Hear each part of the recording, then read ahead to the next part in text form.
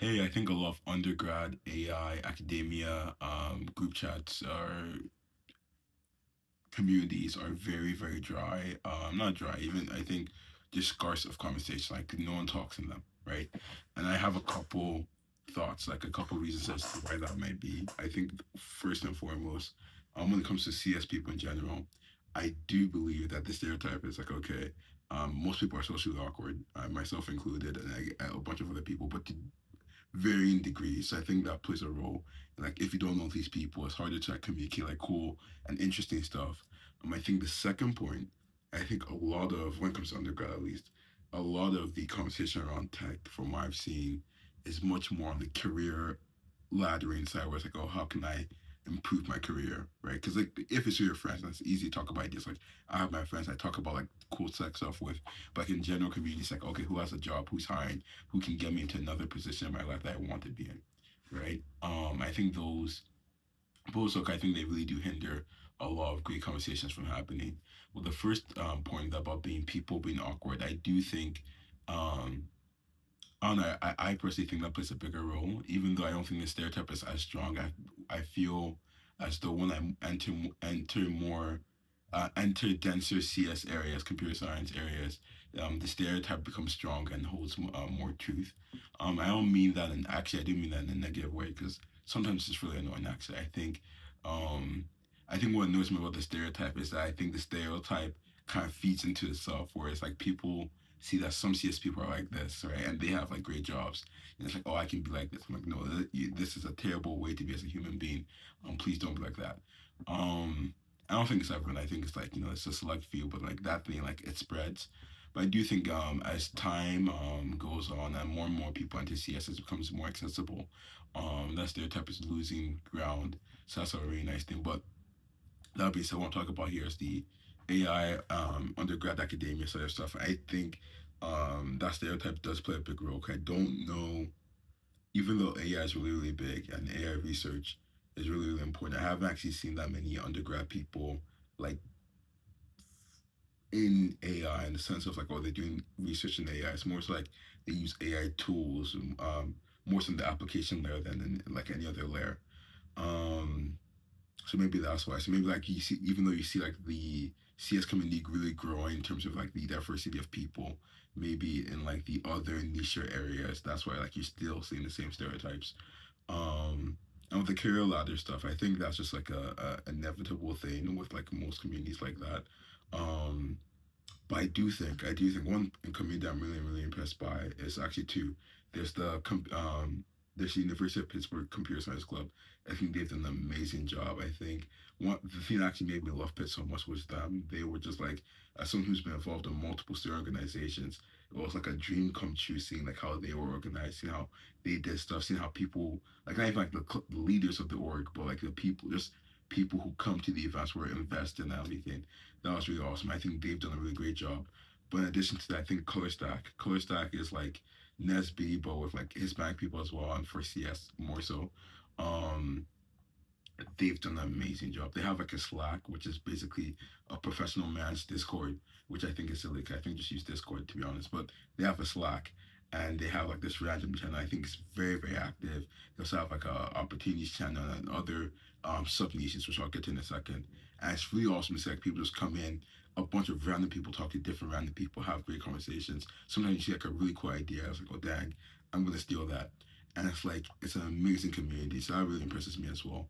But even saying that though, in both communities, the computer science club at Pitt and the Color Stack Slack, when you go into the sub niche when it comes to AI, those chats, like those channels are completely dead. Right? Like I made sure to fact check this before I even made this video with the TSC's one. Like you have a bunch of people talking on a bunch of other channels, but like in the AI channel, it's just dry. Same thing with Color Stack. I think it's so sad because like there's cool stuff, there's interesting stuff going on every day. I would love to see other people's thoughts on those interesting things. Like right now, I was in one of the other communities. I think it's called like give me a second. I actually want to do a shout out. Laden Space, a really great community. But that's more so like I think that's more industry and like it's more industry and post academic like PhD people to be honest. But like I was going through the community, I found that Meta acquired the AI wearable startup Limitless. I would love to see people's thoughts on what that means. Like I know OpenAI is looking working on their own wearable, so Meta also doing something wearable as well will be really interesting. Even though Meta has had like the Meta Ray Bans, maybe it's gonna try and diversify. So they have stuff like necklaces or something like that, which would be really interesting to see. I would love to see like other undergrad people's thoughts. I think what sucks is that I don't think these communities are non-existent. I more so think it's just hard to find, right? So it might be a thing where like I'm here in front of a camera saying these don't exist, but it's more so they exist. I'm just not invited, which sucks even more. But all that being said, I think I'll be really remiss to say all this and then not have like a plan to improve it. Um, I think my plan right now is still with Big Think AI and the Agora idea. With Big Think AI, the plan has always been how do you make AI more accessible? And to do that, you have your workshops, you have your project based learning, but you also need to have a community that you can learn within, right? And we'll really work on that community aspect.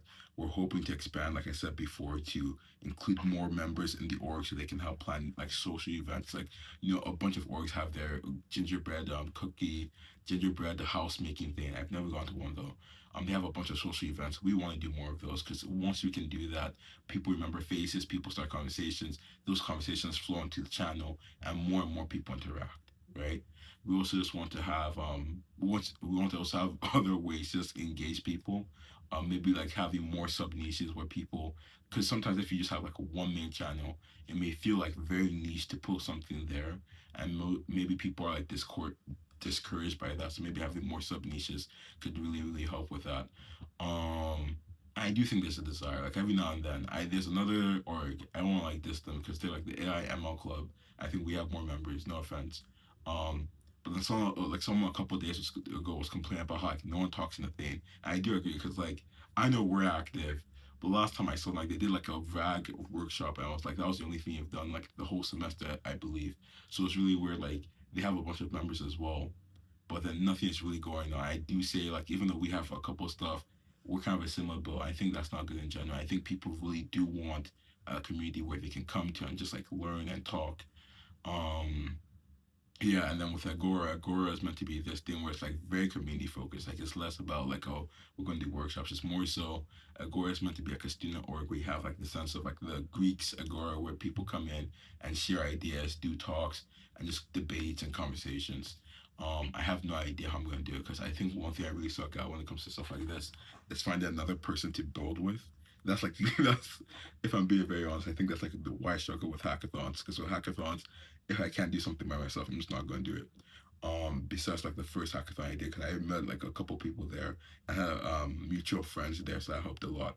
So I have to really work on that social aspect because I think a lot of the stuff I do want to build aren't um aren't efficiently built by one person, right? So Agora is something I think will be really impactful, but then I also need people to help. It's actually required for me to have other people. I have to have a VP and secretary. I have to have an advisor to the student org. So I have to go meet people and have them be invested as well. Whew.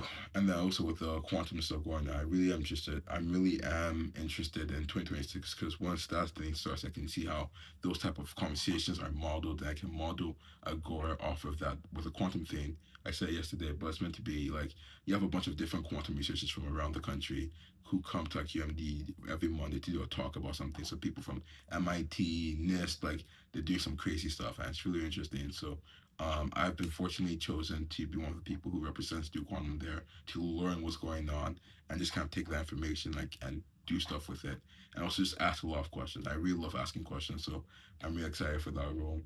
Um, yeah, I really am excited. I think that's actually really cool. Cause like even though I said this yesterday, it's like when I first started applying to university in high school, um, what I always imagined university was like you have like a complex ideas on a chalkboard, and like you come in a classmate and then you ask a question or something, and like the music starts playing, and it's like into like some frontier knowledge or something like that. So I think it'll be really interesting to like see more of that. Even though I don't think that's how exactly it works. It's not gonna make Oppenheimer. Um, maybe it is, but we'll see. We'll see. Um, but yeah, same thing. Going back to the whole AI community thing, I really do hope um, with Big Think AI, we're able to accomplish on that goal of building up the community, and with other orgs, they're able to do something similar. 'Cause I do think it's a really, really broad area in itself. Like CS is broad, and AI is still also like, even though it's a sub niche, it's also really, really broad. I really, really do think there's a lot that can be done by just having undergrad people just like talking and sharing ideas, because they have a lot of valuable perspectives, I think. I just don't think they're being fully utilized to their potential. But yeah, besides that though, I have nothing else to say. So have a great day.